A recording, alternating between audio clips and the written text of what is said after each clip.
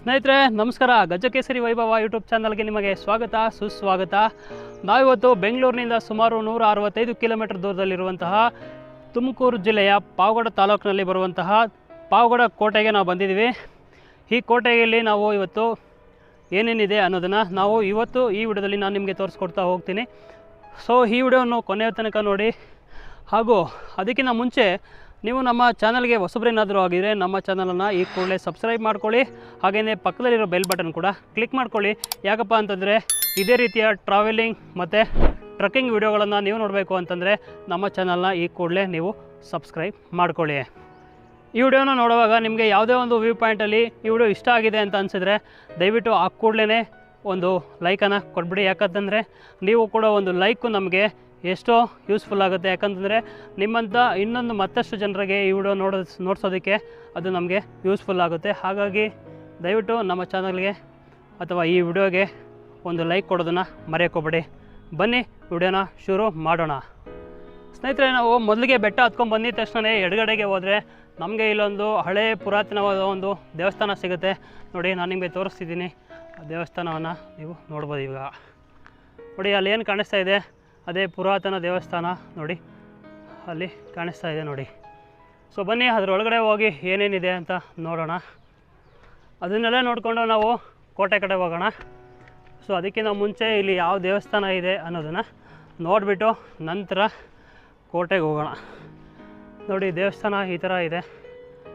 So ಒಳಗಡೆ ಹೋದರೆ ನೋಡಿ, ಆ ಒಳಗಡೆ ಬಾಗಿಲು ಕಂಬಗಳೇನಿದೆ ಅದರಲ್ಲಿ ನೋಡಿ ಈ ಥರ ಒಂದು ಪುರಾತನವಾದ ಕೆತ್ತನೆಗಳು ನಮಗೆ ನೋಡೋಕ್ಕೆ ಸಿಗುತ್ತೆ, ನೀವು ನೋಡ್ಬೋದು. ಸೊ ಹಾಗೆ ಒಳಗಡೆ ಹೋದರೆ ನಮಗೆ ನೋಡಿ ಈ ಥರ ಸಿಗುತ್ತೆ. ಇಲ್ಲಿ ಒಳಗಡೆ ಬಂದರೆ ಪೂರ್ತಿ ನೋಡಿ ಅಲ್ಲೊಂದು ಮೂಲೆಯಲ್ಲಿ ಒಂದು ವಿಗ್ರಹ ಇದೆ. ಅದು ಬಿಟ್ಟರೆ ಬೇರೆ ಇಲ್ಲಿ ಎಲ್ಲ ಏನೂ ಇಲ್ಲ, ಖಾಲಿ ಇದೆ. ನೋಡಿ ಮೇಲ್ಗಡೆ ನೀವು ನೋಡಿದ್ರೆ ನೋಡಿ, ನಾನು ನಿಮಗೆ ತೋರಿಸ್ತೀನಿ. ಮೇಲ್ಗಡೆ ಗೋಪುರ ಕಾಣಿಸ್ತಾ ಇದೆ ಅನಿಸುತ್ತೆ. ನೋಡಿ ಮೇಲ್ಗಡೆ ತೋರಿಸ್ತೀನಿ. ನೋಡಿ ಗೋಪುರ ನಿಮಗೆ ನೋಡೋಕ್ಕೆ ಈ ಥರ ಒಂದು ಗೋಪುರ ನೋಡೋಕ್ಕೆ ನಿಮಗೆ ಸಿಗುತ್ತೆ. ನೋಡಿ ಒಳಗಡೆಯಿಂದ ನೋಡಿದ್ರೆ ಮುಂದೆ ಹೋಗ್ತಾ ಈ ಕೋಟೆಯ ಬಗ್ಗೆ ಒಂದು ಸಂಪೂರ್ಣ ಮಾಹಿತಿಯನ್ನು ನಾನು ನಿಮಗೆ ತಿಳಿಸ್ಕೊಡುವಂಥ ಪ್ರಯತ್ನವನ್ನು ಮಾಡ್ತೀನಿ. ದಯವಿಟ್ಟು ಈ ಒಂದು ವಿಡಿಯೋನ ಕೊನೆಯವರೆಗೂ ತಪ್ಪದೆ ನೋಡಿ. ಸ್ನೇಹಿತರೆ, ನಾವು ಕೋಟೆಗೆ ಎಂಟ್ರೆನ್ಸ್ ಆಗ್ತಿದ್ದಂಗೆ ನಮಗೆ ಸೀತಾಫಲ ಗಿಡಗಳು ನಮಗೆ ಸ್ವಾಗತವನ್ನು ಕೋರ್ತವೆ. ನೀವು ನೋಡ್ತಾ ಇದ್ದೀರಿ. ಈಗ ನಾನು ನಿಮಗೆ ಹಿಂದೆ ನೋಡಿ, ನಮಗೆ ಹಿಂದೆ ಕಾಣಿಸ್ತಾ ಇದೆಯಲ್ಲ, ಇವೆಲ್ಲವೂ ಕೂಡ ಸೀತಾಫಲ ಗಿಡಗಳು ನಿಮಗೆ ಸ್ವಾಗತವನ್ನು ಕೋರ್ತಾ ಇದ್ದಾವೆ. ಸೊ ಬನ್ನಿ ಬೇಗ ಕೋಟೆಗೆ ಹತ್ಕೊಂಡು ಹೋಗಿ ಕೋಟೆಯ ವೈಭವವನ್ನು ನಾವು ಇವತ್ತು ವೀಕ್ಷಿಸೋಣ ಮತ್ತು ಆನಂದಿಸೋಣ. ನೋಡಿ, ನಾನು ನಿಮಗೆ ತೋರಿಸ್ತಾ ಇದ್ದೀನಿ ಇಲ್ಲಿಂದ ಕೋಟೆ ಹೇಗಿದೆ ಅಂತ. ನೋಡಿ ಎಷ್ಟು ಅಭೂತಪೂರ್ವಕವಾಗಿದೆ ಮತ್ತು ಎಷ್ಟು ಬೃಹದಾಕಾರವಾದ ಕೋಟೆ ಅಂತ ನೀವು ಇಲ್ಲಿ ನೋಡ್ಬೋದು. ನೋಡಿ ಆ ಥರ ಇದೆ ಒಂದು ಕೋಟೆ. ನೋಡಿ ಅಷ್ಟು ದೊಡ್ಡ ಕೋಟೆ. ಈ ಸಂಪೂರ್ಣ ಕೋಟೆಯನ್ನು ನಾನು ನಿಮಗೆ ಇವತ್ತು ತೋರಿಸ್ಕೊಡ್ತಾ ಹೋಗ್ತೀನಿ. ಸೊ ನೀವು ಕೂಡ ನಮ್ಮ ಜೊತೆ ನೋಡಿ ಎಂಜಾಯ್ ಮಾಡಿ ಅಂತ ಹೇಳ್ತಾ ಬನ್ನಿ ಮೆಟ್ಲು ಹತ್ಕೊಂಡು ಬೇಗ ಕೋಟೆಗೆ ಹೋಗ್ಬಿಟ್ಟು ಕೋಟೆನ ನೋಡೋಣ.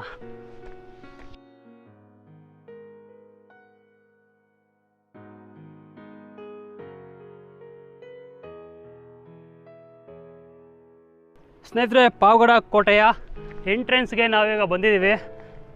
ನೋಡಿ ಎಷ್ಟು ಬೃಹದಾಕಾರವಾದ 2 ಬುರ್ಜುಗಳು ನಮಗೆ ಆ ಕಡೆ ಒಂದು ಈ ಕಡೆ ಒಂದು ವೆಲ್ಕಮ್ ಮಾಡ್ತಾ ಇದ್ದಾವೆ. ಸೊ ಬನ್ನಿ ಆ ಬುರ್ಜುಗಳ ಮೇಲೆ ಹೋಗ್ಬಿಟ್ಟು ಈ ಪಾವಗಡ ಕೋಟೆಯನ್ನು ವೀಕ್ಷಿಸೋಣ ಮತ್ತು ಎಂಜಾಯ್ ಕೂಡ ಮಾಡೋಣ. ಬನ್ನಿ. ಸೊ ನಾವು ಬಿರು ಬಿಸಿಲಲ್ಲಿ ಬಂದಿರೋ ಕಾರಣಕ್ಕೆ ಸಿಕ್ಕಾಪಟ್ಟೆ ಬಿಸಿಲಿದೆ. ನೀವೇನಾದರೂ ಬರಬೇಕು ಅಂತಂದರೆ ಇಲ್ಲಿಗೆ ಆದಷ್ಟು ಬೇಗನೆ ಬರೋಕ್ಕೆ ಟ್ರೈ ಮಾಡಿ. ಯಾಕಂದರೆ ನಾವು ಬೆಂಗಳೂರು ಸುಮಾರು ಒಂದು 6:30ಗೆ ಬಿಟ್ಟೆ. 6:30ಗೆ ಬಿಟ್ಟರೂ ಕೂಡ ನಾನು ನಿಧಾನಕ್ಕೆ ಬರೋಷ್ಟೊತ್ತಿಗೆ ಇಲ್ಲಿಗೆ ಸುಮಾರು ಒಂದು 10 ಗಂಟೆ ಆಗಿತ್ತು. ಸೊ ಇವಾಗ ಸುಮಾರು ಒಂದು 10:30ಯಿಂದ 11 ಗಂಟೆ ಆಗಿರ್ಬೋದು ಈಗ. ಸೊ ಸಿಕ್ಕಾಪಟ್ಟೆ ಬಿಸಿಲಿದೆ. ಅದು ಅಲ್ಲದೆ ಬೇಸಿಗೆ ಕೂಡ ಹೌದು, ಆಗಿರೋದ್ರಿಂದ ಸಿಕ್ಕಾಪಟ್ಟೆ ಬಿಸಿಲಿದೆ. ಸೊ ಇಲ್ಲಿ ತಿನ್ನೋಕ್ಕಾಗಲಿ ಕುಡಿಯೋಕ್ಕಾಗಲಿ ಏನೂ ಸಿಗೋಲ್ಲ. ಹಾಗಾಗಿ ನೀವೇ ನಿಮಗೆ ಬೇಕಾಗಿರುವಂಥದ್ದನ್ನು ತೊಗೊಂಡು ಬರಬೇಕಾಗತ್ತೆ ಸ್ನೇಹಿತರೆ. ಸೊ ನೋಡಿ, ಎಷ್ಟು ದೊಡ್ಡ ದೊಡ್ಡ ಕಲ್ಲುಗಳಿಂದ ಈ ಒಂದು ಕೋಟೆಯ ಒಂದು ಅವಶೇಷಗಳನ್ನು, ಅಂದರೆ ಕೋಟೆಯ ಎಂಟ್ರಿ ನೋಡಿ ಯಾವ ಥರ ಇದೆ ಅಂತ, ಎಷ್ಟು ದೊಡ್ಡ ದೊಡ್ಡ ಕಲ್ಲು ಬಂಡೆಗಳಿಂದ ಕಟ್ಟಿದ್ದಾರೆ ಅಂತ ನೀವು ನೋಡ್ಬೋದು. ನೋಡಿ ಇಲ್ಲಿಂದ ನೋಡಿದ್ರೆ ನಿಮಗೆ ಪಾವಗಡ ಊರು ನೋಡಿ ಈ ಥರ ನೋಡೋಕ್ಕೆ ಸಿಗುತ್ತೆ ಒಂದು ವ್ಯೂ. ನಾನು ಇನ್ನು ಮೇಲಕ್ಕೆ ಹೋಗ್ಬಿಟ್ಟು ಪಾವಗಡ ಊರು ಯಾವ ಥರ ಕಾಣಿಸುತ್ತೆ ಅಂತ ನಿಮಗೆ ತೋರಿಸ್ಕೊಡ್ತೀನಿ. ಸ್ನೇಹಿತರೆ, ಇವಾಗ ನಾವಿರುವಂಥದ್ದು ಕೋಟೆಯ ಮೊದಲನೇ ಮುಖ್ಯ ದ್ವಾರದ ಬಳಿ ಇದ್ದೀವಿ. ಈ ಕೋಟೆಯ ವಿಶೇಷತೆ ಇನ್ನೊಂದು ಏನಪ್ಪ ಅಂತಂದರೆ, ಈ ಕೋಟೆಯಲ್ಲಿ 10 ಮುಖ್ಯ ಬಾಗಿಲುಗಳಿದೆ, ಅಂದರೆ 10 ಮುಖ್ಯ ದ್ವಾರಗಳು, ಮತ್ತು ಅಲ್ಲೇನು ಚಿಕ್ಕದಾಗಿ ಏನು ಕಾಣಿಸ್ತಾ ಇದೆಯಲ್ಲ ನೋಡಿ ಅಲ್ಲಿ, ಅದೇ ರೀತಿಯ 10 ಮುಖ್ಯ ದಿಡ್ಡಿ ಬಾಗಿಲುಗಳು ಕೂಡ ಈ ಕೋಟೆಯಲ್ಲಿ ಇರುವಂಥದ್ದು ವಿಶೇಷ ಅಂತಲೇ ಹೇಳ್ಬೋದು ಸ್ನೇಹಿತರೆ. ಇನ್ನೂ ಕೂಡ ಈ ಕೋಟೆಯ ಬಗ್ಗೆ ಹೇಳೋದಕ್ಕೆ ತುಂಬಾ ಇದೆ. ಸೊ ಬನ್ನಿ ಇನ್ನೂ ಮೇಲೆ ಹೋಗ್ಬಿಟ್ಟು ಈ ಕೋಟೆಯ ಒಂದು ವಿಶೇಷತೆಗಳನ್ನು ತಿಳ್ಕೊಳ್ಳೋಣ. ಮತ್ತು ಈ ಕೋಟೆಯ ಇತಿಹಾಸ, ಈ ಕೋಟೆಯಲ್ಲಿ ಯಾರ್ಯಾರು ಆಳಿದ್ದಾರೆ ಇಲ್ಲಿವರೆಗೂ ಅನ್ನೋದನ್ನು ಕೂಡ ನಾವು ಮುಂದೆ ಹೋಗ್ತಾ ತಿಳ್ಕೊಳ್ಳೋಣ. ಯಾರ ಕಾಲದಿಂದ ಇದು ಅವನತಿಗೆ ಒಳಗಾಯಿತು ಅನ್ನೋದನ್ನು ಕೂಡ ನಾನು ನಿಮಗೆ ಹೇಳ್ತಾ ಹೋಗ್ತೀನಿ. ನೋಡಿ ಅಲ್ಲಿ ಏನು ಕಾಣಿಸ್ತಿದೆ ಅದು ದಿಡ್ಡಿ ಬಾಗಿಲು, ಇದು ಮುಖ್ಯ ದ್ವಾರ. ಇದು ಎಲ್ಲರೂ ಕೂಡ ನಾರ್ಮಲ್ಲಾಗಿ ಓಡಾಡೋಂಥ ದಾರಿ. ಆಮೇಲೆ ದಿಡ್ಡಿ ಬಾಗಿಲು ಏನಪ್ಪ ಅಂತಂದರೆ, ಈ ಬಾಗಿಲು ಕ್ಲೋಸ್ ಆದಾಗ, ಈ ಮುಖ್ಯ ಬಾಗಿಲು ಏನಿದೆ ಇದು ಕ್ಲೋಸ್ ಆದಾಗ ಆ ದಿಡ್ಡಿ ಬಾಗಿಲಿನ ಮುಖಾಂತರ ಓಡಾಡ್ತಾಯಿದ್ರು ಅಂತ ಹೇಳಲಾಗುತ್ತೆ ಸ್ನೇಹಿತರೆ. ನೋಡಿ ಈ ದಿಡ್ಡಿ ಬಾಗಿಲಿನ ಮೇಲೆ ನೋಡಿ, ಇದರ ಮೇಲೆ ಯಾವ ಥರ ಒಂದು ಚಿತ್ರಕಲೆಯನ್ನು ಇಲ್ಲಿ ಬಿಟ್ಟಿದ್ದಾರೆ ಅಂತಂದರೆ ನೀವು ಗಮನಿಸ್ಬೋದು. ಎಲ್ಲ ಕೂಡ ಸಿಕ್ಕಾಪಟ್ಟೆ ಗಿಡ ಗಂಟೆ ಎಲ್ಲ ಬೆಳ್ಕೊಂಡಿದೆ, ನೀವು ನೋಡ್ತಾ ಇದ್ದೀರಿ. ನೋಡಿ ಯಾವ ಥರ ಬಿಡಿಸಿದ್ದಾರೆ ನೋಡಿ ಚಿತ್ರಗಳನ್ನು. ಆಗಿನ ಕಾಲದಲ್ಲೇ ಎಷ್ಟು ಅಭೂತಪೂರ್ವಕವಾಗಿ ಒಂದು ಗಾರೆಯನ್ನು ಬಳಸಿ ಕಟ್ಟಿದ್ದಾರೆ. ಆದರೆ ನಮ್ಮ ಯುವಜನ ಏನು ಮಾಡ್ತಿದ್ದಾರೆ ಅಂತಂದರೆ, ಇದೇನು ಅವರೇ ಕಟ್ಸಿರೋ ರೀತಿಯಲ್ಲಿ ನೋಡಿ ಅಲ್ಲೆಲ್ಲ ಅವರವ್ರ ಹೆಸರುಗಳನ್ನು ಅಲ್ಲಲ್ಲೆಲ್ಲ ನೋಡಿ ಆ ಗೋಡೆ ಏನಿದೆಯಲ್ಲ ಅಲ್ಲೆಲ್ಲ ಅವ್ರ ಹೆಸರುಗಳನ್ನ ಕೆತ್ಕೊಂಡು ಬಿಟ್ಟಿದ್ದಾರೆ.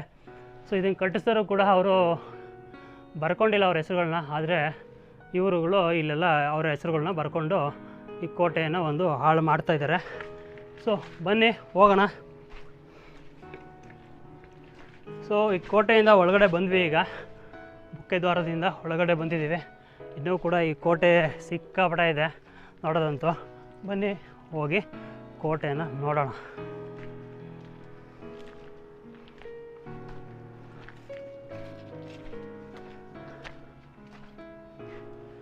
ನೋಡಿ ಇಲ್ಲಿ ಬಂದಿದ್ದ ತಕ್ಷಣವೇ ಅಲ್ಲಿ ಒಂದು ಮಂಟಪ ನಮಗೆ ನೋಡೋಕ್ಕೆ ಸಿಗುತ್ತೆ.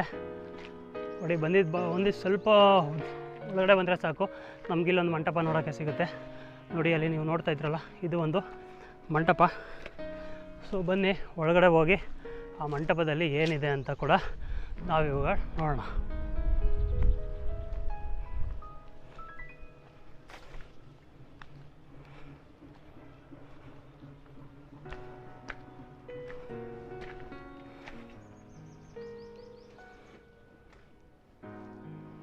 ಸ್ನೇಹಿತರೆ ನೋಡಿ, ಇದು ಒಂದು ಮಂಟಪ. ನೋಡಿ ಈ ಥರ ಒಂದು ನಮಗೆ ನೋಡೋಕ್ಕೆ ಸಿಗುತ್ತೆ. ನೋಡಿ ಎಷ್ಟು ಅದ್ಭುತವಾಗಿ ಆವಾಗಿನ ಕಾಲಕ್ಕೆ ಕಟ್ಟಿದ್ದಾರೆ ಅಂತ ನೀವು ನೋಡ್ಬೋದು.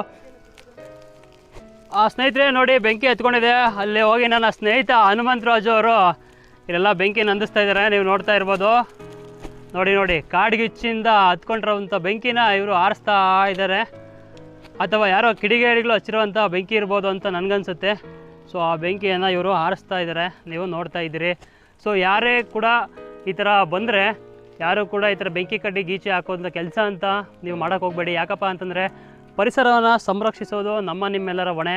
ಹಾಗಾಗಿ ಯಾರೂ ಕೂಡ ಕಾಡಿಗಾಗಿರಲಿ ಎಲ್ಲೂ ಕೂಡ ಬೆಂಕಿ ಹಚ್ಚೋವಂಥ ಕೆಲಸ ಮಾಡೋಕ್ಕೆ ಹೋಗಬೇಡಿ. ಯಾಕೆಂದರೆ ಇದು ಬೇಸಿಗೆ ಕಾಲ ಆಗಿರೋದ್ರಿಂದ ಈ ಬೆಂಕಿ ಎಲ್ಲೆಲ್ಲಿಗೆ ಹತ್ಕೊಂಡು ಹೊರಟೋಗುತ್ತೆ ಅಂತ ಯಾರಿಗೂ ಗೊತ್ತಿರೋಲ್ಲ. ಯಾಕೆಂದರೆ ಇಲ್ಲಿ ಆರಿಸೋದಕ್ಕೆ ನೀರು ಕೂಡ ಏನು ಸಿಗೋಲ್ಲ. ಸೊ ಹಾಗಾಗಿ ಯಾರೂ ಕೂಡ ಈ ಥರ ಒಂದು ಕೆಲಸನ ಮಾಡೋಕ್ಕೆ ಹೋಗಬೇಡಿ ಅಂತ ಹೇಳ್ತಾ ಬನ್ನಿ ಮುಂದಕ್ಕೆ ಹೋಗೋಣ. ಬೆಂಕಿ ಸುಮಾರಾಗೆಲ್ಲ ಆರಿಸಿದ್ದಾನೆ, ಎಲ್ಲ ಆರ್ಕೊಂಡು ಹೋಗ್ತಿದೆ. ಇಲ್ಲೇನೋ ಮತ್ತೆ ಏನು ಒಲ್ಲಿಲ್ಲ, ಎಲ್ಲ ಇಲ್ಲೇ ಹೋಗ್ಬಿಟ್ಟಿದೆ, ನೋಡ್ಬೋದು ನೀವು. ಸ್ನೇಹಿತರೆ ಇಲ್ಲೇನೋ ಒಂದು ಗಿಡ ಇದೆ, ತೋರಿಸ್ತೀನಿ ನಾನು ನಿಮಗೆ. ಆ ಗಿಡ ಏನು ಅಂತ ನಿಮಗೇನಾದರೂ ಗೊತ್ತಿದ್ರೆ ಕಮೆಂಟ್ ಮೂಲಕ ಕಮೆಂಟ್ ಮಾಡಿ ತಿಳಿಸಿ. ನೋಡಿ ಇಲ್ಲೊಂದು ಗಿಡ ತೋರಿಸ್ತೀನಿ ಬನ್ನಿ. ನನಗೊಂಥರ ತುಂಬ ಚೆನ್ನಾಗಿ ಕಾಣಿಸ್ತದು.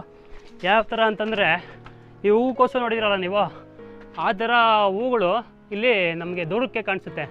ನೋಡಿ ನಿಮಗೆ ತೋರಿಸ್ತೀನಿ ಇವಾಗ. ನೋಡಿ ಯಾವ ಥರ ಇದೆ ಅಂತ. ಈ ಗಿಡ ಯಾವುದು ಅಂತ ನಿಮಗೇನಾದರೂ ಗೊತ್ತಿದ್ರೆ ಕಮೆಂಟ್ ಮಾಡಿ ತಿಳಿಸಿ. ನಮಗೆ ಗೊತ್ತಿಲ್ಲ, ಸೊ ಹಾಗಾಗಿ ನಾವು ನಿಮ್ಮನ್ನು ಕೇಳ್ತಾ ಇದ್ದೀವಿ. ಕಮೆಂಟ್ ಮೂಲಕ ಕಮೆಂಟ್ ಮಾಡಿ ತಿಳಿಸಿ. ನೀವು ಪಾವಗಡ ಕೋಟೆಗೆ ಏನಾದರೂ ವಿಸಿಟ್ ಮಾಡಿದರೆ ದಯವಿಟ್ಟು ಈ ಒಂದು ಗಿಡವನ್ನು ಕೂಡ ನೋಡ್ಕೊಂಡು ಹೋಗಿ. ಇದಿರುವಂಥದ್ದು ಫಸ್ಟಿಗೆ ನಾವು ಒಂದು ಮಂಟಪ ತೋರಿಸಿದ್ನಲ್ಲ, ಅದ್ರ ಹಿಂದೆಗಡೆನೇ ಇರುವಂಥದ್ದು. ನೀವು ಬಂದು ಈಸಿಯಾಗಿ ನೋಡ್ಕೊಂಡು ಹೋಗ್ಬೋದು.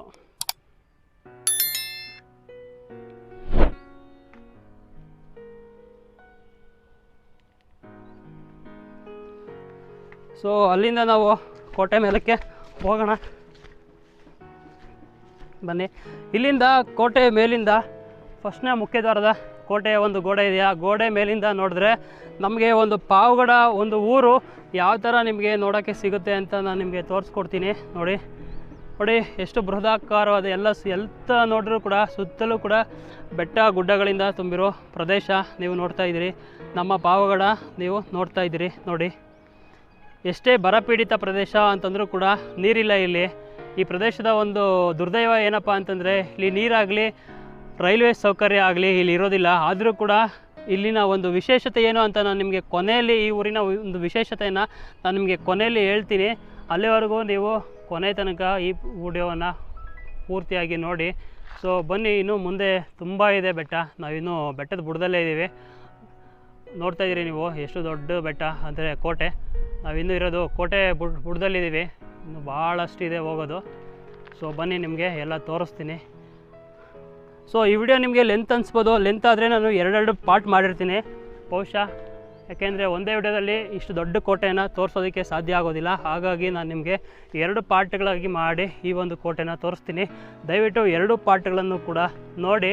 ಯಾಕಪ್ಪ ಅಂತಂದರೆ ಯಾವುದೇ ಒಂದು ಪಾರ್ಟ್ ಮಿಸ್ ಆದರೂ ಕೂಡ ನಿಮಗೆ ಎಷ್ಟೋ ವಿಚಾರಗಳು ಈ ಕೋಟೆಯ ಬಗ್ಗೆ ಮಿಸ್ ಮಾಡ್ದಂಗೆ ಆಗುತ್ತೆ. ಯಾವುದೇ ವಿಚಾರಗಳನ್ನು ನೀವು ಮಿಸ್ ಮಾಡ್ಕೋಬಾರ್ದು ಅನ್ನಂಗಿದ್ರೆ ಈ ಕೋಟೆಯ ಒಂದು 2 ಭಾಗಗಳನ್ನು ಕೂಡ ನೀವು ಪಾರ್ಟ್ 1 ಮತ್ತು ಪಾರ್ಟ್ 2 ಅಂತ 2 ಮಾಡ್ತೀನಿ ಬಹುಶಃ. ಯಾಕೆಂದರೆ ಲೆಂತ್ ಆಗ್ಬೋದು ಅನ್ನೋ ಒಂದು ಕಾರಣಕ್ಕೆ. ಸೊ ನಿಮಗೂ ತೊಂದರೆ ಆಗಬಾರ್ದಲ್ವ ನೋಡೋದಕ್ಕೆ. ಹಾಗಾಗಿ ನಾನು 2 ಪಾರ್ಟ್ ಮಾಡಿ ನಿಮಗೆ ತೋರಿಸ್ತೀನಿ.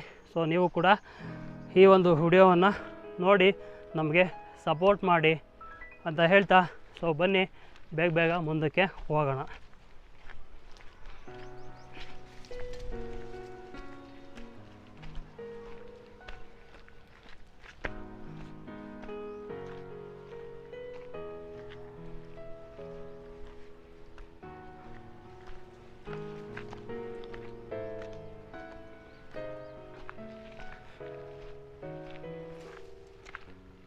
ನೋಡಿ, ಈ ಕಡೆ ಬಲಕ್ಕೆ ಹೋದರೆ ನಮಗೆ ಕೋಟೆ ಕಡೆ ಹೋಗುತ್ತೆ.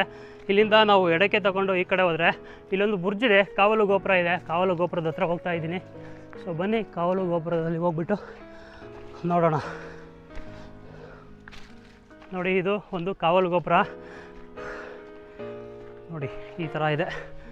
ನೋಡಿ ಎಷ್ಟು ಸುಮಾರು ಈ ಕೋಟೆಯನ್ನು ಕಟ್ಟಿ 12ನೇ ಶತಮಾನ ಅಥವಾ 13ನೇ ಶತಮಾನದಲ್ಲಿ ನಿರ್ಮಿಸಿರುವಂಥ ಕೋಟೆ ಇದು. ಈಗಲೂ ಕೂಡ ನೀವು ನೋಡ್ತಾ ಇದ್ದೀರಿ ಎಷ್ಟು ಗಟ್ಟಿಮುಟ್ಟಾಗಿದೆ ಈ ಕೋಟೆ ಅಂತ ನೀವು ನೋಡ್ಬೋದು.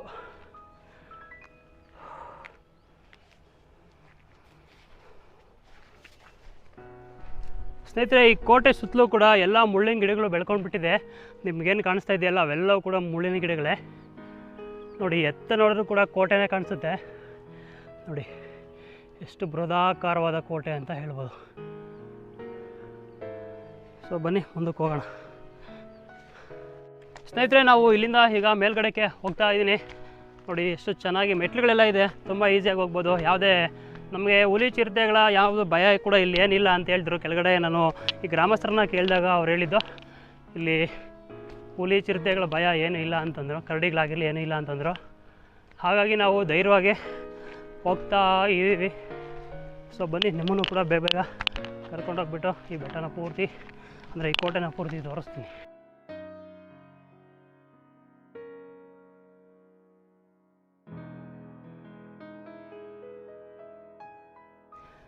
ಸ್ನೇಹಿತರೆ, ಈಗ ನಾವು 2ನೇ ಮುಖ್ಯ ದ್ವಾರದ ಬಳಿ ಬರ್ತಾ ಇದ್ದೀವಿ. ಸೊ ಬನ್ನಿ, ನಾನು ನಿಮಗೆ 2ನೇ ಮುಖ್ಯ ದ್ವಾರದ ಬಳಿಯಿಂದ ನಾನು ನಿಮಗೆ ತೋರಿಸ್ತೀನಿ. ಮೆಟ್ಲುಗಳಂತೂ ತುಂಬ ಹಳೆಯ ಮೆಟ್ಲಾಗಿರೋದ್ರಿಂದ, ಅಂದರೆ ತುಂಬ ವರ್ಷಗಳ ಹಳೆಯ ಮೆಟ್ಲಾಗಿರೋದ್ರಿಂದ ತುಂಬಾ ಜಾರ್ತವೆ. ಹಾಗೆಯೇ ಸಿಕ್ಕಾಪಟ್ಟೆ ಬಿಸಿಲಿರೋದ್ರಿಂದ ಕೂಡ ನಮಗೆ ಹತ್ತಕ್ಕೆ ಭಾಳ ಕಷ್ಟ ಆಗ್ತಿದೆ. ಸೊ ನೀವೇನಾದರೂ ಈ ಒಂದು ಬೆಟ್ಟಕ್ಕೆ ಬರಬೇಕು ಅಂತ ಇದ್ದರೆ ಈ ಕೋಟೆಗೆ ದಯವಿಟ್ಟು ಬೆಳಗ್ಗೆ ಬನ್ನಿ. ಈ ಥರ ಬಿಸಿಲಿರೋ ಟೈಮಲ್ಲಿ ಬಂದರೆ ಇಲ್ಲಿ ಭಾಳ ಕಷ್ಟ ಆಗುತ್ತೆ. ಮೆಟ್ಲು ಕೂಡ ಅಷ್ಟೇ ತುಂಬ ಜಾರುತ್ತೆ, ಎಲ್ಲ ತುಂಬ ವರ್ಷಗಳಾಗಿರೋದ್ರಿಂದ ತುಂಬ ಜಾರುತ್ತೆ. ಒಳ್ಳೆ ಶೂಗಳನ್ನು ಹಾಕ್ಕೊಂಡು ನೀವು ಬನ್ನಿ. ಸೊ ನೋಡಿ, ನಾನು ನಿಮಗೆ ಇವಾಗ ತೋರಿಸ್ತೀನಿ 2ನೇ ಮುಖ್ಯ ಬಾಗಿಲು. ಇಲ್ಲೇನು ಕಾಣಿಸ್ತಾ ಇದೆ ಅದು ಕೋಟೆಯ 2ನೇ ಮುಖ್ಯ ದ್ವಾರ ಇದು. ಸೊ ಈ ದ್ವಾರದ ಮುಖಾಂತರ ನಾವು ಬೆಟ್ಟದ ಮೇಲಕ್ಕೆ ಹೋಗೋಣ. ನೋಡಿ ಈ ಥರ ಇದೆ.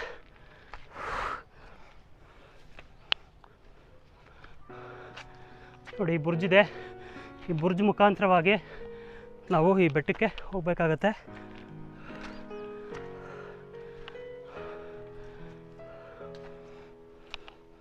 ನೋಡಿ ಇಲ್ಲಿ ಬಾಗಿಲಿದೆ, ಆ ಬಾಗಿಲು ಬಿದ್ದೋಗಿರೋದು ಅವಶೇಷಗಳು ನಿಮಗೆ ಕಾಣಿಸುತ್ತವೆ, ನೀವು ನೋಡ್ಬೋದು. ಇದು ಕೋಟೆಯ 2ನೇ ಮುಖ್ಯ ಬಾಗಿಲಿದು. ತುಂಬ ಬಿಸಿಲಿರೋದ್ರಿಂದ ತುಂಬ ಆಯಾಸ ಅಂತೂ ಸಿಕ್ಕಾಪಟ್ಟೆ ಆಗ್ತಾಯಿದೆ.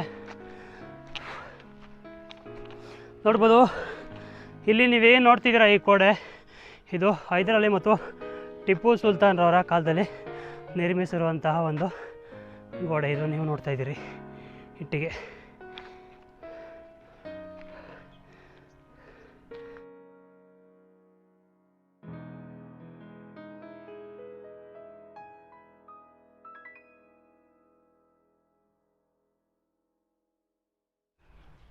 ಈ ಬೃಹತ್ ಕೋಟೆಯ ಒಂದು ಇತಿಹಾಸವನ್ನು ಒಂದಷ್ಟು ನಿಮ್ಮ ಜೊತೆ ಹಂಚ್ಕೊಳ್ಳೋದಕ್ಕೆ ನಾನು ಇಷ್ಟಪಡ್ತಾ ಇದ್ದೀನಿ. ಸಿಕ್ಕಾಪಟ್ಟೆ ಬಿಸಿಲಿದೆ ಮಾತ್ರ. ಬೇಸಿಗೆಯಲ್ಲಿ ಬರೋದು ಸಾವಾಸವೇ ಅಲ್ಲ, ಯಾಕಂದರೆ ಇಲ್ಲಿ ಜನನೂ ಕೂಡ ಯಾರೂ ಅಷ್ಟು ಜಾಸ್ತಿ ಏನು ಬರೋದಿಲ್ಲ ಇಲ್ಲಿಗೆ. ಬೆಳಿಗ್ಗೆ ಹೊತ್ನಾಗ ಬರಬೇಕು, ಸಂಜೆ ಹೊತ್ನಾಗ ಬರಬೇಕು, ಆಗಲೇ ನಾನು ನಿಮ್ಗೆ ಹೇಳಿದ್ದೀನಿ. ಆದರೆ ಸಿಕ್ಕಾಪಟ್ಟೆ ಬಿಸಿಲಿದೆ. ಆದರೆ ಇಲ್ಲಿ ಪ್ರಾಣಿಗಳು ಯಾವುದು ಕಾಡು ಪ್ರಾಣಿಗಳು ಇಲ್ಲದೇ ಇರೋದು ಒಂದು ಸಂತೋಷದ ವಿಷಯ ಅಂತ ಹೇಳ್ಬೋದು. ರಸ್ತೆ ಅಂತೂ ತುಂಬ ಮೆಟ್ಲುಗಳು ತುಂಬ ಅದ್ಭುತವಾಗಿ ಮಾಡಿದ್ದಾರೆ ಹತ್ಕೊಂಡು ಹೋಗೋರಿಗೆ ಮಾತ್ರ. ಎಷ್ಟೇ ಬಿಸಿಲು ಬಂದರೂ ಕೂಡ ಈ ಕೋಟೆ ಜಗ್ಗದೇ ಇರೋವಂಥ ಕೋಟೆ ಇದು. ಅಂಥ ಕೋಟೆಯ ಬಗ್ಗೆ ಈಗ ನಾವು ತಿಳ್ಕೊಳ್ಳೋವಂಥ ಸಮಯ. ಈ ಕೋಟೆನ ಯಾರು ಕಟ್ಟಿದ್ರು, ಯಾವಾಗ ಕಟ್ಟಿಸಿದ್ರು ಅನ್ನೋದನ್ನು ನಾನು ಇವಾಗ ನಿಮ್ಮೊಂದಿಗೆ ಹಂಚ್ಕೊಳ್ತಾ ಇದ್ದೀನಿ.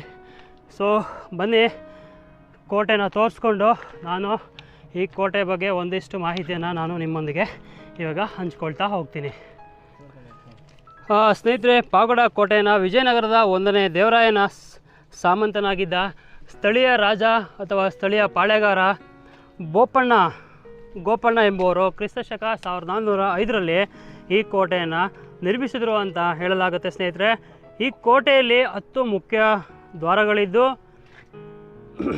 ಗೋಡೆಗಳು ಇಂದಿಗೂ ಕೂಡ ಸುಭದ್ರವಾಗಿವೆ ಅಂತ ಹೇಳ್ಬೋದು. ನೀವು ನೋಡ್ತಾ ಇದ್ದೀರಿ, ನೋಡಿ ಎಷ್ಟು ಸುಭದ್ರವಾಗಿದೆ, ಎಷ್ಟು ಗಟ್ಟಿಮುಟ್ಟಾಗಿದೆ ಅಂತ ನೀವು ನೋಡ್ಬೋದು.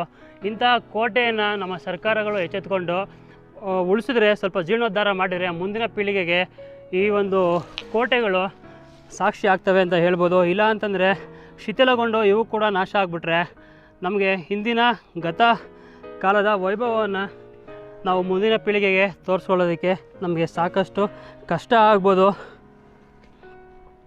ಸೊ ಹಾಗಾಗಿ ನಾವು ಇಲ್ಲಿ ಹೇಳ್ತಾ ಇರೋದು ಏನಪ್ಪ ಅಂತಂದರೆ, ಮುಂದಿನ ಪೀಳಿಗೆಗೆ ಈ ಒಂದು ವೈಭವವನ್ನು, ನಮ್ಮ ನಾಡಿನ ವೈಭವವನ್ನು ಉಳಿಸ್ಕೊಂಡು ನಾವು ಮುಂದಿನ ಪೀಳಿಗೆಗೆ ಕೊಂಡೊಯ್ಯಬೇಕು ಅನ್ನೋದೇ ನನ್ನ ಈ ಒಂದು ಕಳಕಳಿಯ ಪ್ರಾರ್ಥನೆ. ಹಾಗೆಯೇ ಈ ಬೆಟ್ಟದ ತಪ್ಪಲಲ್ಲಿ ಕಮ್ಮಾರ ಮಂಟಪ ಕೂಡ ಇದೆಯಂತೆ. ಆ ಕಾಲದಲ್ಲಿ ಕಬ್ಬಿಣದ ಆಯುಧಗಳನ್ನು ತಯಾರು ಮಾಡಲಾಗ್ತಾ ಇತ್ತು ಇಲ್ಲಿ ಅಂತ ಕೂಡ ಹೇಳಲಾಗುತ್ತೆ ಸ್ನೇಹಿತರೆ. ಇನ್ನು ನಾವು ಮೊದಲಿಗೆ ಬಂದಿದ್ದ ತಕ್ಷಣ ನಿಮಗೆ ಒಂದು ದೇವಾಲಯ ತೋರಿಸಿದೆ, ಅದು ಈಶ್ವರನ ದೇವಾಲಯ. ಆದರೆ ಈಗ ಅಲ್ಲಿ ಈಶ್ವರನ ಪ್ರತಿಮೆಗಳಿಲ್ಲ, ದೇವರು ಕೂಡ ಅಲ್ಲಿಲ್ಲ, ನೀವು ನೋಡ್ಬೋದು ಸ್ನೇಹಿತರೆ. ಈಗ ನಾವೇನು ಹೋಗ್ತಾ ಇದ್ದೀವಿ, ಇದು ಕೋಟೆಯ 3ನೇ ಮುಖ್ಯ ದ್ವಾರ. ಮತ್ತು ಆ ಕಡೆ ಈ ಕಡೆ ನಮಗೆ 2 ಕಾವಲು ಗೋಪುರಗಳು ನಮಗೆ ನೋಡೋಕ್ಕೆ ಸಿಗ್ತಾ ಇರುವಂಥದ್ದು ನೀವು ನೋಡ್ಬೋದು. ಸೊ ಬನ್ನಿ, ಬೇಗ ಹೋಗ್ಬಿಟ್ಟು ಅಲ್ಲಿ ಒಂದು ವಿಶೇಷತೆಯನ್ನು ನಾವು ನೋಡೋಣ. ಈಗ ನೋಡಿ ಸ್ನೇಹಿತರೆ, ಯಾವ ಥರ ಇದೆ ಕೋಟೆ ಅಂತ. ಎಷ್ಟು ಬೃಹದಾಕಾರವಾದ ಕಲ್ಲಿನ ಬಂಡೆಯ ಮೇಲೆ ಈ ಕೋಟೆಯನ್ನು ನಿರ್ಮಿಸಿದ್ದಾರೆ ಅಂತ ನೀವು ನೋಡ್ಬೋದು.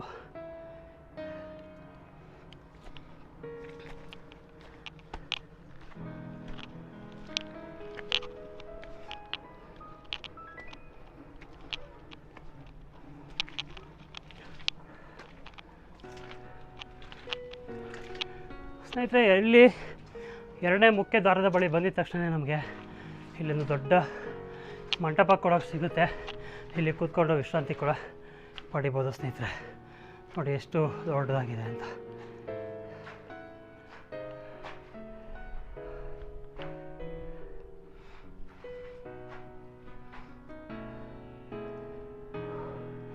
ನೋಡಿ ಇಲ್ಲಿ ದಿಡ್ಡಿ ಬಾಗಿಲು ಕೂಡ ಇರುವಂಥದ್ದು ನೀವು ನೋಡ್ಬೋದು. ಸ್ನೇಹಿತರೆ, ಪಾವಗಡ ಕೋಟೆ ನಮ್ಮನ್ನೆಲ್ಲ ಈ ಉರಿ ಬಿಸಿಲಲ್ಲಿ ಗಡ ಗಡ ಗಡ ಗಡ ಅನ್ನಿಸ್ತಾ ಐತೆ. ಎಷ್ಟು ಉರಿ ಬಿಸಿಲು ಅಂತಂದರೆ ನಿಜವಾಗ್ಲೂ ನಾನಂತೂ ಇಷ್ಟೊತ್ತು ರೆಸ್ಟ್ ಮಾಡಿಕೊಂಡೇ ಹೋಗ್ತಾಯಿದ್ದೀನಿ. ಸಿಕ್ಕಾಪಟ್ಟೆ ಬಿಸಿಲಿದೆ. ನೀವೇನಾದರೂ ಬರೋವಾಗ ಮಾತ್ರ ಬಿಸಿಲುಗಾಲದಲ್ಲಿ ಬರೋಕ್ಕೆ ಹೋಗಬೇಡಿ ಅಂತ ನಾನು ಸಜೆಸ್ಟ್ ಮಾಡ್ತೀನಿ. ಬೇಕಂತಂದರೆ ಯಾಕಪ್ಪ ಅಂತಂದರೆ ಇಲ್ಲಿ ಅಷ್ಟಿಷ್ಟು ಬಿಸಿಲಿಲ್ಲ, ಹೆವಿ ಬಿಸಿಲು. ಮೊದಲೇ ಇದು ಬಿಸಿಲಿನ ನಾಡು ಅಂತಲೇ ಇಲ್ಲಿ ಪ್ರಸಿದ್ಧಿಯಾಗಿರೋವಂಥದ್ದು, ಈ ನಿಮಗೆಲ್ಲ ಗೊತ್ತೇ ಇರುವಂಥದ್ದು. ಸೊ ಹಾಗಾಗಿ ಬಿಸಿಲುಗಾಲದಲ್ಲಿ ಬರೋ ಒಂದು ಸಾಹಸಕ್ಕೆ ಕೈ ಹಾಕ್ಬೇಡಿ ಯಾರೂ ಕೂಡ. ಇನ್ ಕೇಸ್ ಬಂದರೂ ಕೂಡ ನೀವು ಬೆಳಗ್ಗೆನೇ ಬಂದುಬಿಡ್ಬೇಕು. ಒಂದು 6 ಗಂಟೆ 7 ಗಂಟೆ ಆ ಟೈಮಲ್ಲೇ ಬಂದುಬಿಟ್ಟು ಹೋಗ್ಬಿಟ್ರೆ ತುಂಬ ಚೆನ್ನಾಗಿರುತ್ತೆ. ಇಲ್ಲ ಅಂತಂದರೆ ಈ ರಣ ಬಿಸಿಲಲ್ಲಿ ನಿಜವಾಗ್ಲೂ ಹತ್ತಕ್ಕಾಗಲ್ಲ. ನಾವು ಸುಮಾರು ಒಂದು 12 ಗಂಟೆ ಆ ಟೈಮಲ್ಲಿ, ಇವಾಗ 12 ಗಂಟೆ ಟೈಮಲ್ಲಿ 10 ಗಂಟೆಗೆ ನಾವು ಶುರು ಮಾಡಿದ್ದು ಹತ್ತೋದಕ್ಕೆ, 10, 10:30 ಆ ಥರ ಟೈಮಲ್ಲಿ.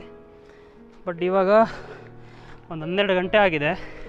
ಇನ್ನೂ ಒಂದು ಅರ್ಧ ಬೆಟ್ಟಕ್ಕೂ ನಾವಿನ್ನೂ ಸರಿಯಾಗಿ ಹೋಗಿಲ್ಲ. ಆದರೆ ಬಿಸಿಲು ಮಾತ್ರ ಜಾಸ್ತಿ ಇರೋದ್ರಿಂದ ನಮಗೆ ಹೋಗೋಕ್ಕಾಗ್ತಾಯಿಲ್ಲ.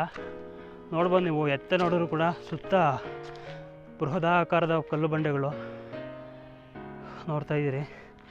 ನೋಡಿ, ನಾನು ಹಿಂದೆ ಅಂತೂ ನೀವು ನೋಡ್ಬೋದು ಎಷ್ಟು ದೊಡ್ಡ ಕಲ್ಲು ಬಂಡೆ ಎಲ್ಲ ಇದೆ ನೋಡಿ ಅಲ್ಲೆಲ್ಲ. ಸೊ ಹಾಗಾಗಿ ನಾನು ಹೇಳ್ತಾಯಿದ್ದೀನಿ, ನೀವೆಷ್ಟು ನೀರು ತೊಗೊಂಡು ಬಂದರೂ ಕೂಡ ಇಲ್ಲಿ ಸಾಕಾಗಲ್ಲ. ಯಾಕೆಂದರೆ ಉರಿ ಬಿಸಿಲು ಅಂದರೆ ಸಿಕ್ಕಾಪಟ್ಟೆ ಉರಿ ಬಿಸಿಲು ಇದಂತೂ. ಹಬ್ಬಬ್ಬ, ನಾವು ಶಿವಗಂಗೆ ಬೆಟ್ಟಕ್ಕೆ ಹೋಗಿದ್ದಾಗಲೂ ಕೂಡ ಇಷ್ಟೊಂದು ಸುಸ್ತಾಗಿರಲಿಲ್ಲ, ಇಷ್ಟೊಂದು ಆಯಾಸ ದಣಿವೋ ಎಲ್ಲ ಆಗಿರಲಿಲ್ಲ.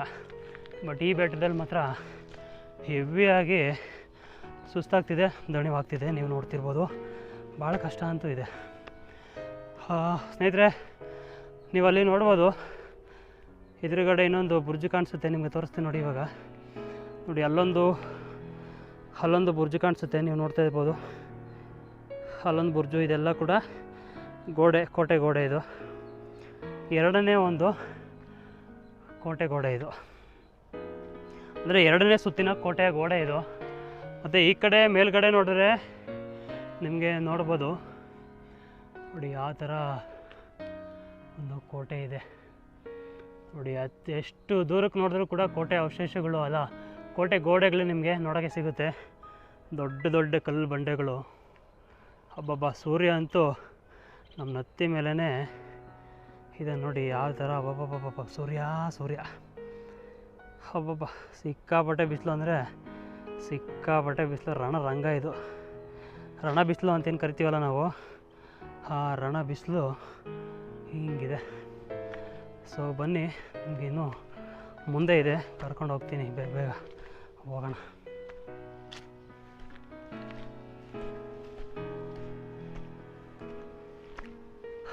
ಸ್ನೇಹಿತರೆ, ಈಗ ನಾವು ಕೋಟೆಯ 4ನೇ ಮುಖ್ಯ ದ್ವಾರದ ಬಳಿ ಹೋಗ್ತಾ ಬಂದಿದ್ದೀವಿ ಈಗಾಗಲೇ. ನೀವು ನೋಡ್ಬೋದು, ಕೋಟೆಯ 4ನೇ ಮುಖ್ಯ ದ್ವಾರದ ಬಳಿ ಬಂದಿದ್ದೀವಿ. ಮತ್ತು ಇಲ್ಲೊಂದು ಕಲ್ಲಿನ ಮಂಟಪ ಕೂಡ ಇದೆ ಒಳಗಡೆ, ನೀವು ನೋಡ್ತಾ ಇದ್ದೀರಿ. ನೋಡಿ, ಎಷ್ಟು ಅದ್ಭುತವಾದ ಕಲ್ಲಿನ ಮಂಟಪ ನೋಡಿ. ಇನ್ನೂ ಕೂಡ ಒಂದು ಚೂರು ಕೂಡ ಹಾಳಾಗಿಲ್ಲ, ಅಷ್ಟು ಚೆನ್ನಾಗಿದೆ ಕಲ್ಲಿನ ಮಂಟಪ. ನೀವು ನೋಡ್ಬೋದು ನೋಡಿ, ಎಲ್ಲ ತೋರಿಸ್ತೀನಿ ನಾನು ನಿಮಗೆ. ಈಗಿನ ಕಾಲದಲ್ಲಿ ನಾವೇನು ಸಿಮೆಂಟ್ಗಳನ್ನು, ಇಟ್ಟಿಗೆಗಳನ್ನು ಬಳಸಿ ಏನು ಕಟ್ತೀವಿ, ಅವೆಲ್ಲ ಸುಮಾರು ನಮಗೆ ಅಮ್ಮಮ್ಮ ಅಂದರೂ ಕೂಡ ಒಂದು 80ರಿಂದ 100 ವರ್ಷ ಬಾಳಿಕೆ ಬರ್ಬೋದು. ಅಷ್ಟೊತ್ತಿಗೆಲ್ಲ ತುಂಬ ಬಿರುಕುಗಳೆಲ್ಲ ಬಿಟ್ಕೊಂಡ್ಬಿಟ್ಟಿರುತ್ತೆ. ಬಟ್ ಈ ಒಂದು ಮಂಟಪಗಳು ಆಗಿನ ಕಾಲದಲ್ಲಿ ಅಂದರೆ 12-13ನೇ ಶತಮಾನದಲ್ಲಿ ಕಟ್ಸಿರೋಂಥ ಕೋಟೆಗಳು ಎಷ್ಟು ಗಟ್ಟಿಮುಟ್ಟಾಗಿದ್ದಾವೆ ಅಂತಂದರೆ ನೀವು ನೋಡ್ಬೋದು ಸ್ನೇಹಿತರೆ. ಸ್ನೇಹಿತರೆ, ಇಲ್ಲಿ ಬಂದಿದ್ದೀವಿ. ಇಲ್ಲೊಂದು ದೇವಸ್ಥಾನ ನಮಗೆ ನೋಡೋಕ್ಕೆ ಸಿಗುತ್ತೆ. ಇಲ್ಲಿ ಆಂಜನೇಯನ ದೇವಸ್ಥಾನ ಒಂದು ನಮಗೆ ಇಲ್ಲಿ ನೋಡೋಕ್ಕೆ ಸಿಗುತ್ತೆ. ಈ ಕಡೆಯಿಂದ ನೋಡಬೇಕು, ತೋರಿಸ್ತೀನಿ ಬನ್ನಿ. ಸೊ ಇಲ್ಲಿಂದ ಹೋದರೆ ನಮಗೆ ಇಲ್ಲೊಂದು ಆಂಜನೇಯನ ದೇವಸ್ಥಾನ ನೋಡೋಕ್ಕೆ ಸಿಗುತ್ತೆ. ನೋಡಿ, ಒಳಗಡೆ ಹೋಗ್ಬಿಟ್ಟು ನಾವು ಆಂಜನೇಯನ ದೇವಸ್ಥಾನ ನೋಡೋಣ. ನೋಡಿ, ಇಲ್ಲಿ ಬೃಹದಾಕಾರವಾಗಿ ಕಲ್ಲಿನಲ್ಲಿ ಕೆತ್ತಿರುವಂತಹ ಮಾರುತಿಯ ಒಂದು ಆಕೃತಿ ನಮಗೆ ನೋಡೋಕ್ಕೆ ಸಿಗುತ್ತೆ. ಸೊ ಮಾರುತಿಯ ಒಂದು ಆಶೀರ್ವಾದವನ್ನು ಪಡ್ಕೊಂಡು ನಾವು ಬೆಟ್ಟದ ಮೇಲಕ್ಕೆ ಹೋಗೋಣ. ಇದು ನೋಡಿ ಎಷ್ಟು ಬೃಹದಾಕಾರವಾದ ಕಲ್ಲಿನ ಬಂಡೆಯಲ್ಲಿ ಕೆತ್ತಿರುವಂತಹ ಒಂದು ಹನುಮಂತನ ಪ್ರತಿಮೆ. ಇದು ನೀವು ನೋಡ್ತಾ ಇದ್ದೀರಿ ಈಗ. ಸೊ ಈ ದೇವಸ್ಥಾನಕ್ಕೆ ಪೂಜೆ ಮಾಡೋದಕ್ಕೆ ಗ್ರಾಮಸ್ಥರು ಅವಾಗವಾಗ ಬರ್ತಾ ಇರ್ತಾರೆ. ಮತ್ತು ಅದಕ್ಕೆ ಬಿಟ್ಟರೆ ಇಲ್ಲಿ ತುಂಬ ಜನ, ಇಲ್ಲಿ ಜಾಸ್ತಿ ಜನ ಇಲ್ಲಿಗೆ ಬರೋದಿಲ್ಲ. ನೋಡ್ಬೋದು, ನಿಮಗೆ ಇಲ್ಲಿ ಇನ್ನೊಂದು ಚಿತ್ರಗಳು ಕಾಣಿಸುತ್ತೆ ಆಂಜನೇಯನ ಕೆಳಗಡೆ. ನೋಡಿ, ಇಲ್ಲೊಂದು ಚಿತ್ರ, ಏನೋ ಒಂದು ಅಲ್ಲಿ ನೋಡಿ ಆಂಜನೇಯನ ಕೆಳಗಡೆ ಒಂದು ಹನುಮಂತಂದು ಚಿತ್ರಣ ಏನೋ ಇದೆ. ಮತ್ತು ಇಲ್ಲಿ ನೋಡಿ, ಇಲ್ಲಿ ಒಂದು ಕೋತಿ ಏನೋ ಬಾಯಲ್ಲಿ ಇಟ್ಕೊಂಡು ತಿಂತಾ ಇರೋ ಒಂದು ಚಿತ್ರ ನಿಮಗೆ ಇಲ್ಲಿ ನೋಡೋಕ್ಕೆ ಸಿಗುತ್ತೆ. ನೀವು ನೋಡ್ತಾ ಇದ್ದೀರಿ. ನೀವು ಕೂಡ ಈ ಬೆಟ್ಟಕ್ಕೆ ಬಂದಾಗ ದಯವಿಟ್ಟು ಈ ಮಾರುತಿಯ ಒಂದು ದರ್ಶನವನ್ನು ನೀವು ಪಡ್ಕೊಳ್ಳೇಬೇಕು. ನಾವು ಕೂಡ ಮಾರುತಿಯ ಒಂದು ದರ್ಶನವನ್ನು ಪಡ್ಕೊಂಡು, ಇನ್ನು ಬೆಟ್ಟ ತುಂಬಾ ಇದೆ ಹೋಗೋದಕ್ಕೆ. ಸೊ ಆ ಬೆಟ್ಟಕ್ಕೆ ನಾವು ಈಗ ಹೊರಡೋಣ. ಸೊ ಬನ್ನಿ, ಮಾರುತಿಯ ದರ್ಶನವನ್ನು ಪಡ್ಕೊಂಡು ನಾವು ಕೂಡ ಬೆಟ್ಟಕ್ಕೆ ಹೊರಡೋಣ. ಸ್ನೇಹಿತರೆ, ಆಂಜನೇಯನ ದೇವಸ್ಥಾನದಿಂದ ಸ್ವಲ್ಪ ಪಕ್ಕಕ್ಕೆ ಬಂದರೆ ನಮಗೆ ನೋಡ್ಬೋದು ಕೋಟೆ ಅವಶೇಷಗಳು ಎಲ್ಲ ಇಲ್ಲಿ ಬಿದ್ದೋಗಿದ್ದಾವೆ. ನೀವು ನೋಡ್ತಿದ್ದೀರಿ ನೋಡಿ, ಅದು ಕೋಟೆ ಗೋಡೆ. ಇದು 4ನೇ ಒಂದು ಮುಖ್ಯ ದ್ವಾರದ, ಅಂದರೆ 4ನೇ ಸುತ್ತಿನ ಕೋಟೆಯ ಗೋಡೆ.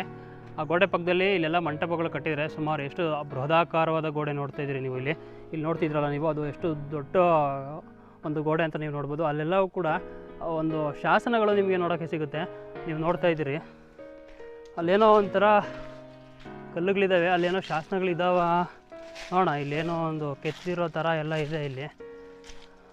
ನೋಡೋಣ. ನೋಡಿ, ಇದೆಲ್ಲ ಮಂಟಪ ಅಂತ ಅನಿಸುತ್ತೆ. ನೋಡಿ, ಈ ಕಲ್ಲಿನ ಮೇಲೆ ನೋಡಿ, ಈ ಕಲ್ಲಿದೆಯಲ್ಲ, ಇಲ್ಲೇನೋ ಒಂದು ಶಾಸನ ಕೂಡ ಕೆತ್ತಿದ್ದಾರೆ. ಅದು ನಮಗೆ ಸರಿಯಾಗಿ ಗೊತ್ತಾಗ್ತಾ ಇಲ್ಲ ಏನು ಅಂತ. ನೀವು ನೋಡ್ತಾ ಇದ್ದೀರಿ ಇಲ್ಲಿ ಈ ಕಲ್ಲಿನ ಮೇಲೆ ನೀವು ನೋಡ್ಬೋದು. ಅಲ್ಲೇನೋ ಕೆತ್ತಿರೋವಂಥದ್ದಂತೂ ಚೆನ್ನಾಗಿ ಕಾಣಿಸ್ತಾ ಇದೆ, ಬಟ್ ಏನು ಕೆತ್ತಿರೋ ಅಂತ ನಮಗೆ ಅದು ಗೊತ್ತಾಗೋದಿಲ್ಲ. ನೋಡಿ, ಇಲ್ಲೆಲ್ಲ ಸಿಕ್ಕಾಪಟ್ಟೆ ಮುಳ್ಳುಗಳೆಲ್ಲ ಇದ್ದಾವೆ. ಇದೆಲ್ಲ ಕೋಟೆ ಅವಶೇಷ. ಇದೆಲ್ಲ ನೋಡೆಲ್ಲ ಬಿದ್ದೋಗಿದೆ ಇದು ಕೋಟೆ.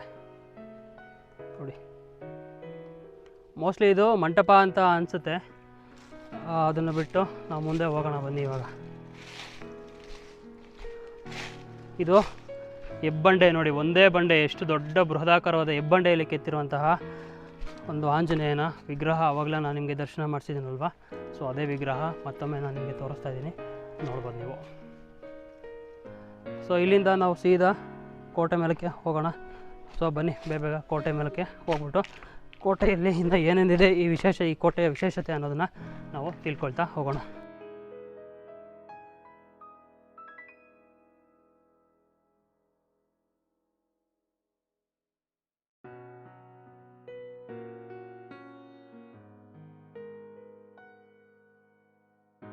ಇದು ಕೂಡ ಒಂದು ಬುರ್ಜು. ನೋಡಿ, ಅಲ್ಲೊಂದು ಬುರ್ಜ್ ಇದೆ, ನೀವೇನು ನೋಡ್ತಿದ್ರಿ ನೋಡಿ, ಅಲ್ಲೊಂದು ಬುರ್ಜ್ ಇದೆ. ಅದೆಲ್ಲ ಕೂಡ ಕೋಟೆ ಗೋಡೆಗಳೇ. ಇದೆಲ್ಲ 4ನೇ ಸುತ್ತಿನ ಕೋಟೆ ಗೋಡೆ ಇದೆಲ್ಲ. ನೋಡಿ, ಇನ್ನು ಅಲ್ಲೇ ನೋಡಿ, ಅಲ್ಲೇನು ಕಾಣಿಸ್ತಿದೆಯಲ್ಲ ನೋಡಿ, ನಿಮಗೆ ತೋರಿಸ್ತೀನಿ ನಾನು ಇವಾಗ. ನೋಡಿ, ಅಲ್ಲಿ ಕೋಟೆ ಇದೆ, ಅಲ್ಲಿಗೆ ಹೋಗ್ಬೇಕು ಇನ್ನು. ನೋಡಿ, ಅಲ್ಲಿಗೆ ಹೋಗಿ ಅಲ್ಲಿಂದ ನೋಡಿ ಎಷ್ಟೊಂದಿದೆ. ನೋಡಿ, ಇಷ್ಟು ಬೃಹದಾಕಾರವಾದ ಕಲ್ಲು. ನೋಡಿ, ಇದು ಎಷ್ಟು ದೊಡ್ಡದಾಗಿದೆ. ಇದನ್ನು ದಾಟ್ಕೊಂಡು ನಾವು ಹೋಗಬೇಕಾಗತ್ತೆ. ನೋಡಿ, ಇನ್ನು ಅದೆಲ್ಲ ಬಿಟ್ಟರೆ ನೋಡಿ, ಅದೆಲ್ಲವೂ ಕೋಟೆನೇ. ನೋಡಿ, ಇನ್ನು ಅದೆಲ್ಲ ಅಲ್ಲಿವರೆಗೂ ಕೂಡ ನಾವು ಇನ್ನೂ ಹೋಗಬೇಕಾಗಿರುವಂಥದ್ದು ನೀವು ನೋಡ್ಬೋದು.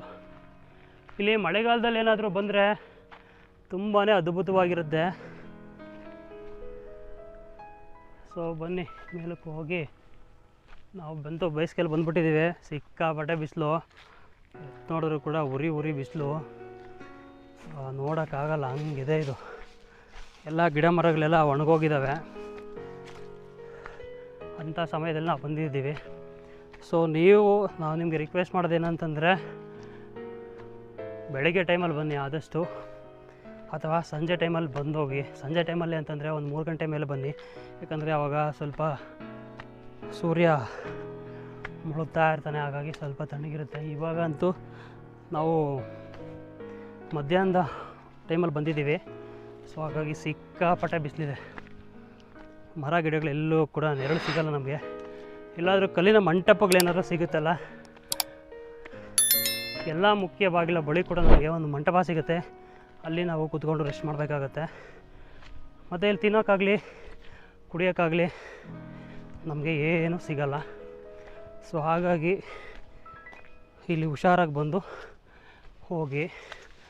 ಅದು ಅಲ್ಲದೆ ಇದು ಒಂದು ಕಾಡು ಪ್ರದೇಶ ಆಗಿರೋದ್ರಿಂದ ತುಂಬ ಕೇರ್ಫುಲ್ಲಾಗಿ ಬಂದುಬಿಟ್ಟು ಹೋಗಿ. ಒಬ್ಬೊಬ್ಬರೇ ಬರೋ ಪ್ರಯತ್ನ ಮಾಡೋಕ್ಕೆ ಹೋಗಬೇಡಿ, ಯಾಕಂದರೆ ಕಾಡು ಪ್ರಾಣಿಗಳು ಇರೋ ಸಾಧ್ಯತೆ ಹೆಚ್ಚಿರುತ್ತೆ.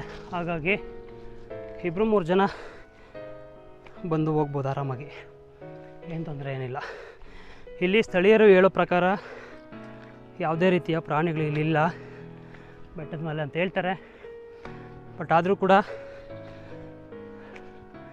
ನಮ್ಮ ಹುಷಾರಲ್ಲಿ ನಾವಿರೋದು ತುಂಬಾ ಒಳ್ಳೆಯದು. ಸ್ನೇಹಿತರೆ, ನಾವೀಗ 5ನೇ ಒಂದು ಮುಖ್ಯ ದ್ವಾರ ಅಂತ ಅನಿಸುತ್ತೆ. ಇದು ಗೊತ್ತಿಲ್ಲ, ಬುರ್ಜುಗಳಿರ್ಬೋದು, ಇಲ್ಲಿರೋದು ಕೋಟೆ ಇರ್ಬೋದು. ಸ್ನೇಹಿತರೆ, ಈಗ ನಾವು 5ನೇ ಒಂದು ಕೋಟೆಯ ಬಾಗಿಲ ಕಡೆ ಹೊರಟಿದ್ದೀವಿ. ನೋಡೋಣ ಇದು ಕೋಟೆ ಬಾಗಿಲ ಅಥವಾ ಹೌದು ಕೋಟೆ ಬಾಗಿಲು, 5ನೇ ಕೋಟೆ ಬಾಗಿಲಿದು. 5ನೇ ಸುತ್ತಿನ ಕೋಟೆಯ ಮುಖ್ಯ ಬಾಗಿಲ ಹತ್ರ ನಾವೀಗ ಹೋಗ್ತಾ ಇದ್ದೀವಿ. ಸಿಕ್ಕಾಪಟ್ಟೆ ಬಿಸಿಲು.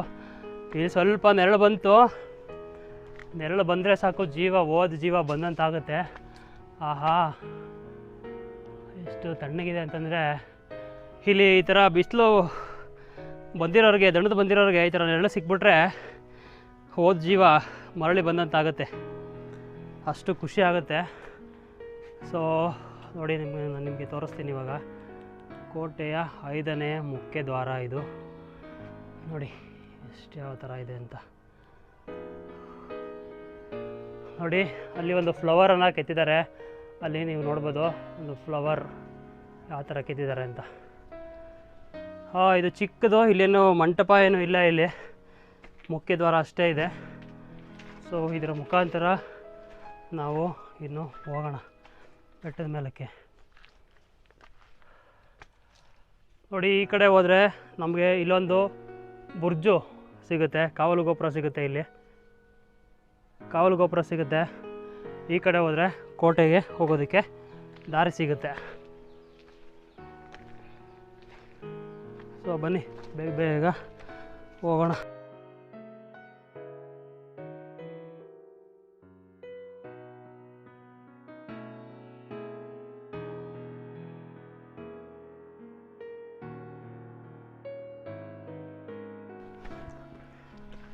ಸ್ನೇಹಿತರೆ, ನಾವೀಗ 6ನೇ ಸುತ್ತಿನ ಕೋಟೆ ಬಾಗಿಲು ಒಳಗೆ ಬಂದಿದ್ದೀನಿ.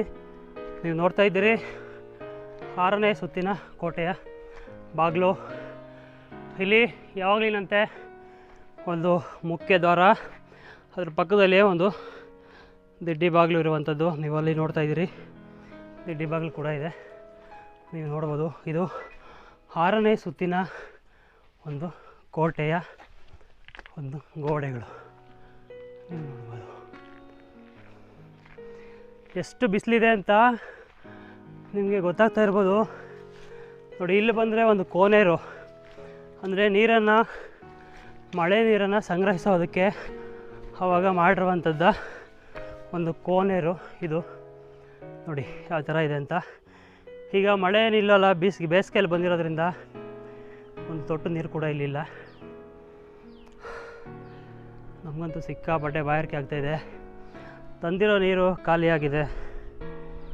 ಮೇಲ್ಗಡೆ ಇನ್ನೊಂದು ಕೋನೇರಿದೆ ಅಂತೆ, ಅದರಲ್ಲಿ ನಮಗೆ ನೀರು ಕೂಡ ಸಿಗುತ್ತೆ ಅಂತ ಹೇಳಿದರು ಇಲ್ಲಿ ಸ್ಥಳೀಯರನ್ನು ಕೇಳಿದಾಗ. ಸೊ ನೋಡೋಣ ಮೇಲಕ್ಕೆ ಹೋಗ್ಬಿಟ್ಟು. ನೋಡಿ ಎಷ್ಟು ಅದ್ಭುತವಾಗಿ ಕೋಟೆ ಕಟ್ಟಿದ್ದಾರೆ ಅಂದರೆ, ಇಷ್ಟು ಶತಮಾನಗಳು ಕಳೆದರೂ ಕೂಡ ಕೋಟೆ ಒಂಚೂರು ಕೂಡ, ಎಷ್ಟೋ ಯುದ್ಧಗಳಿಗೆ ಈ ಒಂದು ಕೋಟೆ ಸಾಕ್ಷಿಯಾಗಿದೆ, ಆದರೆ ಒಂದು ಚೂರು ಕೂಡ ಈ ಕೋಟೆ ಏನೂ ಆಗಿಲ್ಲ. ಅಷ್ಟು ಚೆನ್ನಾಗಿದೆ.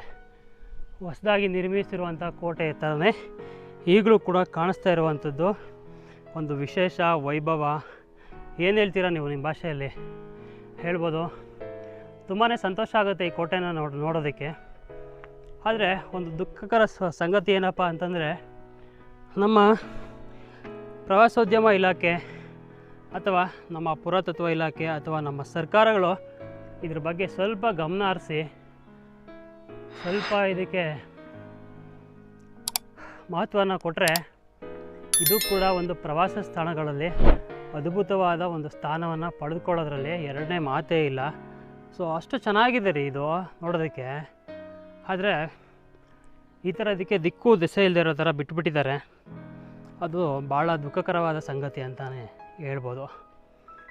ಅದು ಅಲ್ಲದೆ ಪಾವಗಡ ತಾಲೂಕು ಅನ್ನೋದು ಕರ್ನಾಟಕ ಸ್ಟೇಟಲ್ಲೇ ಒಂದು ಹಿಂದುಳಿದ ಒಂದು ಜಿಲ್ಲೆ ಅಂತ ಹೇಳ್ಬೋದು. ಯಾಕಪ್ಪ ಅಂತಂದರೆ ಅದು ಆಂಧ್ರವನ್ನು, ಈ ಒಂದು ಪಾವಗಡ ತಾಲೂಕನ್ನು ಸಂಪೂರ್ಣವಾಗಿ ಆಂಧ್ರ ಆವರಿಸ್ಕೊಂಡಿದೆ. ಅದ್ರ ಮಧ್ಯದಲ್ಲಿ ಇರುವಂಥದ್ದು ಪಾವಗಡ. ಅದನ್ನು ಹಿಂದೆಯಿಂದಲೂ ಕೂಡ ಕಣಗಣಿಸ್ತಾ ಬಂದಿದ್ದಾರೆ, ಈಗಲೂ ಕೂಡ ಕಣಗಣಿಸ್ತಾನೆ ಇದ್ದಾರೆ. ಆದರೆ ಇದ್ರ ಮಧ್ಯ ಈ ಥರ ಏನೇ ಕೂಡ ಒಂದು ಕಡೆಗಣಿಸಿದ್ರೂ ಕೂಡ ಈ ಒಂದು ತಾಲೂಕು ಅನ್ನೋದು ಪ್ರತಿಭಾವಂತ ವಿದ್ಯಾರ್ಥಿಗಳಿಂದ ತುಂಬಿ ಇಲ್ಲಿನ ಒಂದು ಪ್ರತಿಭಾವಂತ ವಿದ್ಯಾರ್ಥಿಗಳು ಬೆಂಗಳೂರು ಮತ್ತು ತುಮಕೂರು ಜಿಲ್ಲೆಗಳಲ್ಲಿ ಉನ್ನತ ವ್ಯಾಸಂಗ ಮಾಡಿ ಉನ್ನತ ಹುದ್ದೆಯಲ್ಲಿರುವಂಥದ್ದು ಸಂತಸಕರ ವಿಷಯ ಅಂತ ಹೇಳ್ಬೋದು. ಆದರೆ ಇಲ್ಲಿನ ಒಂದು ಪುರಾತನವಾದ ಪಳೆಯುಳಿಕೆಗಳನ್ನು ಉಳಿಸ್ಕೊಳ್ಳೋದ್ರಲ್ಲಿ ನಾವು ಹಿಂದೆ ಬಿದ್ದಿದ್ದೀವಿ ಅನ್ನೋದರಲ್ಲಿ ಯಾವುದೇ ಕೂಡ ನಿಸ್ಸಂದೇಹವಿಲ್ಲ. ಇದನ್ನೆಲ್ಲ ಕೂಡ ಮುಂದಿನ ಪೀಳಿಗೆಗೆ ನಾವು ಉಳಿಸ್ಕೊಂಡು ಹೋಗ್ತಕ್ಕಂಥದ್ದು ನಿಮ್ಮೆಲ್ಲರ ಜವಾಬ್ದಾರಿ. ಆದಷ್ಟು ಈ ವಿಡಿಯೋವನ್ನು ಹೆಚ್ಚಿನ ಜನರಿಗೆ ಶೇರ್ ಮಾಡಿ.